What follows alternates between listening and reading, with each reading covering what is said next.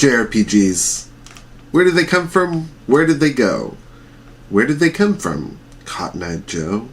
As with most genres, once the JRPG formula was established with Final Fantasy, especially bringing in the ATB system and the traditional way of setting up battle sequences, level progression, and equipment progression, the genre kind of fell into a rut that it's never really gotten out of. Which is not to say that there aren't interesting ways to innovate or haven't been changes to the formula along the way. Modern RPGs that switch things up a little bit. Obviously, I've done a couple of episodes on the Saga series that has a fascinating trajectory that it takes. But I think the biggest main criticism that stands for JRPGs is they got stuck in a rut and have stayed stuck in a rut for such a long time that the genre itself kind of died out. Same way that like point-and-click adventures kind of burned out in the early 2000s. What I want to talk about today, though, is a very interesting little niche JRPG that was only released in Japan for the Super Nintendo. Folks, today we're talking about LiveALive. Squaresoft!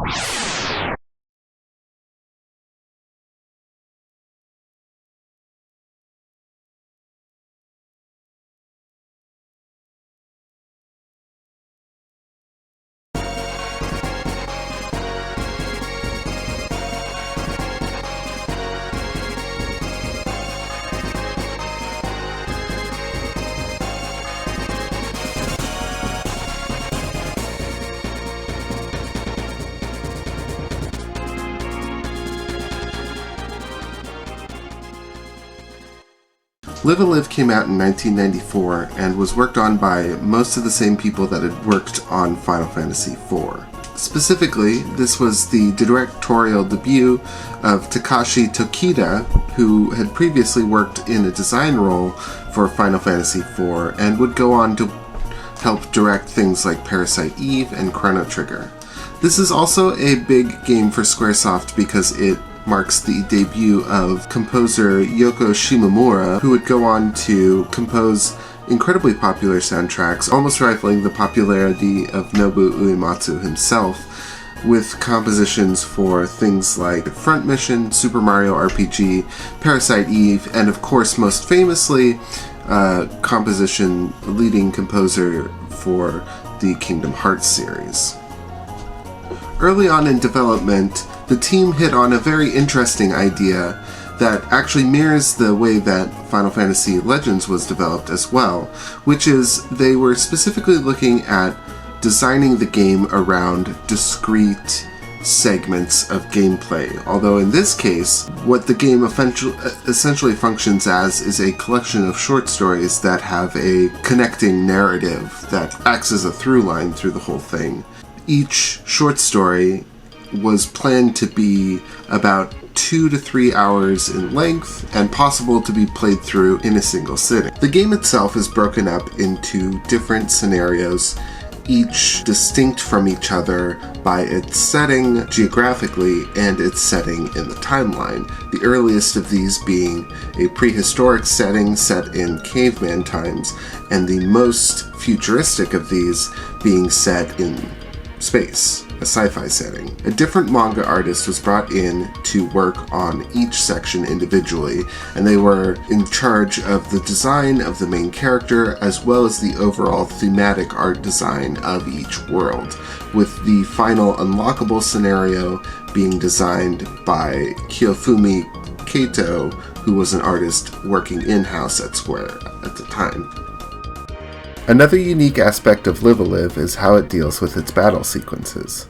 Instead of taking the typical JRPG route of you and your friends lining up on one side of the battlefield while the enemy and their friends line up on the other side of the battlefield, this game handles things much more like a individual, small-scale, tactical battle.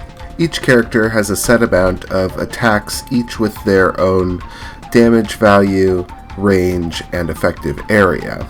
Oftentimes, depending on the attack or depending on the character, these derive their damage from a different stat, very similar to how the Saga games function. In addition to the normal host of regular status effects that are present in JRPGs, elemental attacks oftentimes also lay down a tile effect or an elemental damage tile, which will do damage when rounds are passed in between characters. Instead of attacking, characters can also move around the map freely. This amount of movement they are allotted before the enemy takes a turn is based on their speed stat, although there is no counter to tell you directly how many moves you get. Another thing that's really impressive about the way this game is designed is each individual chapter has its own unique mechanic or style of doing things. Very different from how JRPGs are mostly presented these days. In the Caveman chapter, since you are living in prehistoric, pre-formalized language times, there isn't any dialogue in the actual game. Characters communicate with each other through animations done by the character sprites, talking in word bubbles, and making funny little sounds.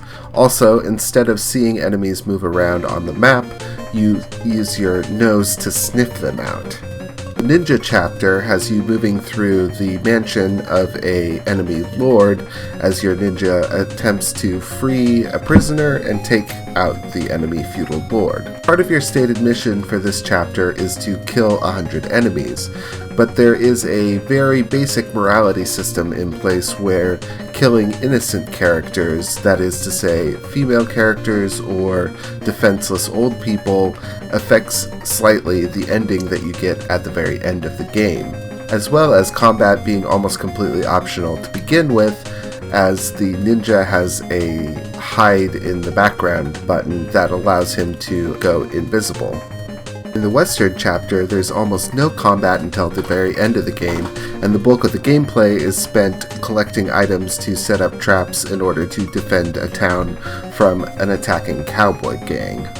The Near Future chapter is a parody of mecha anime and Super Sentai shows and features a whole intro video and song just like a real anime would.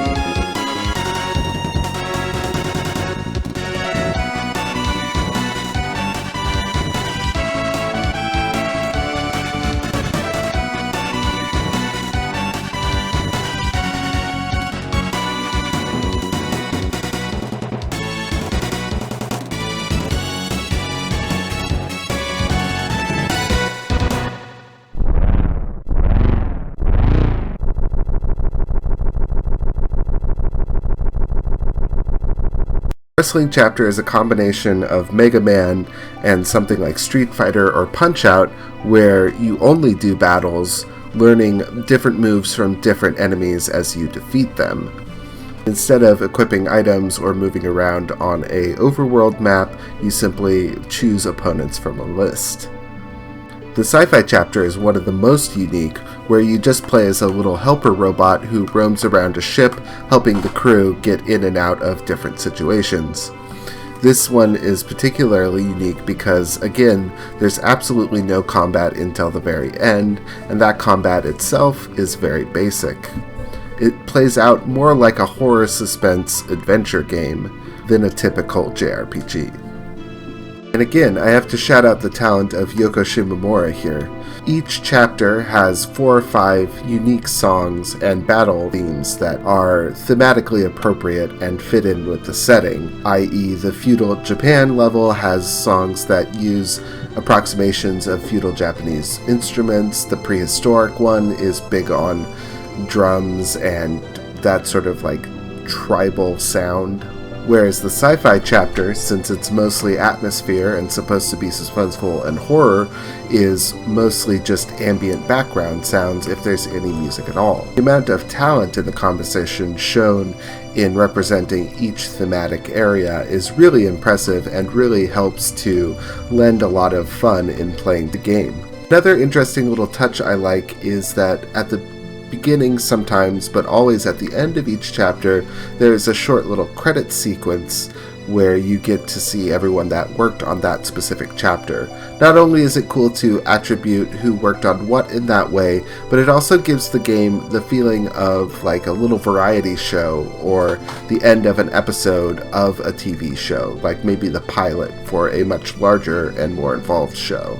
This is something that you see in more modern games like Alan Wake or Deadly Premonition, where they're specifically trying to ape that watching an episode of a TV show feeling, but it's really cool to see it here in such an early game. Since the chapters are unconnected, they could be played through in any order, and in fact you could replay chapters if you've missed items or feel like you need to level your character higher than when you ended the chapter.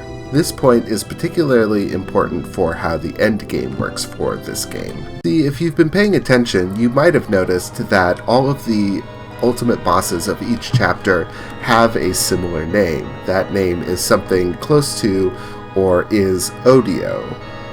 After completing all of the chapters, you unlock a 8th chapter, which is the medieval chapter, a sort of pastiche of Final Fantasy, or more generally, a medieval fantasy setting. The medieval chapter is probably the most standard, featuring a typical JRPG protagonist who must set out on a journey to save his kidnapped wife from the newly revived Demon King. He's joined by his best friend rival, a monk, and a reclusive hermit, both of who defeated the Demon King 100 years earlier. After getting to the climax and defeating the Demon King, you have to escape as the ceiling has begun to collapse. Unfortunately, only the hero Orsted and the monk escape safely. Your best friend, as well as the old hero and presumably your wife, are left to die in the collapsing castle. That night, Orsted is visited by the vision of his best friend, which leads him out to an apparition of the Demon King. Only once the Demon King is defeated, it turns out that he killed the actual king. Orsted is locked up and thrown in jail. He's forced to fight his way out of the castle, back to the Demon Mountain, where he finds out the truth.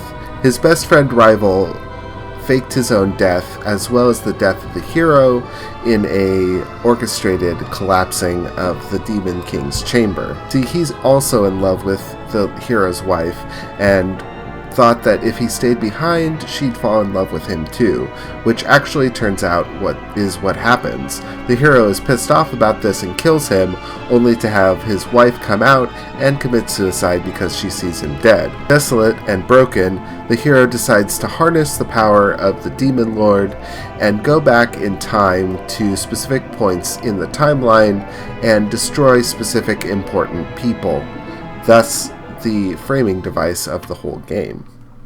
One of the really cool parts of this game is the final scenario and how it plays out. You have the choice once again to pick your final protagonist, that is who you start playing as. However, Orsted is still listed on the list of protagonists. If you choose him instead of one of the main protagonists from the previous chapters, you get to replay the game as the final boss of each chapter, killing the protagonist in each one.